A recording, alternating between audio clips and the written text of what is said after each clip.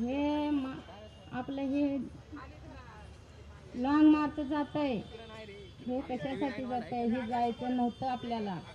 ह्या सरकारने जर आपली दखल घेतली असती, 1 महिना उलटून गेला, 32 दिवस माता आणि बहिणी, बंधू आणि भाऊ माझे अन्न नाही ते पाणी नाही ते इथं धरणी आंदोलन घेतले, ह्याची कुणी दखल घेतली नाही। माझे भाऊ आणि बंधू, माता आणि बहिणी अन्न पाणी सोडून 32 दिवस इथं आंदोलन केले, कोणी विचारपूस केले नाही, कोणी आले नाहीत। हे कशासाठी घेतले, काय घेतले? आज सोमनाथ सूर्यवंशीचा ते सरकार लोकांनी, त्या पोलीस लोकांनी बळी घेतले। ह्यांचं सगळ्यांचं, माझ्या बंधवांचं हे मार बघून वाकुडे बाबांना धक्का बसला।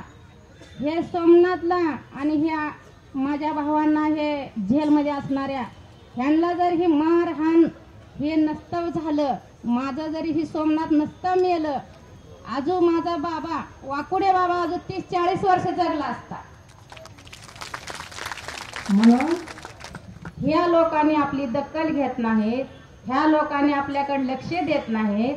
बळी तर घेतले, लोकांना आपण करून टाकले, पाय मोडले, हात मोडले, सगळ्या माझ्या बांधवांना एकदम आपण करून ठेवले, त्यांना जेवता येईना, चलता येईना।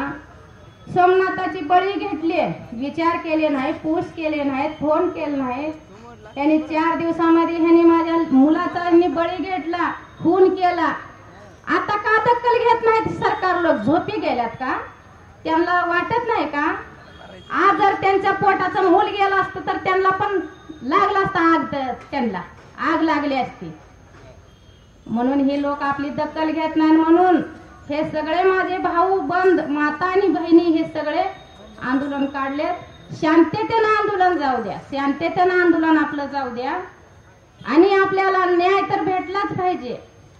आणि जे जे गुन्हेगारी आहेत, हे मारहाण केलेले माझ्या बांधू भावांना, माझ्या सोमनाथला, त्यांना सर्वांना, जे जे गुन्हेगारी आहेत त्यांना सर्वांना, पोलिसांना फाशीची शिक्षा तर व्हायलाच पाहिजे, फाशीची शिक्षा तर व्हायलाच पाहिजे। आणि टाकलेला पाऊल महाग घेणार नाही, न्याय भेटल्याशिवाय महाग हटणार नाही।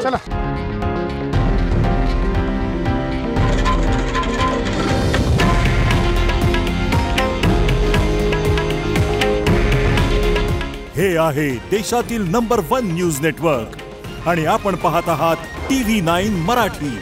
काळजी तुमची, हित महाराष्ट्राचं।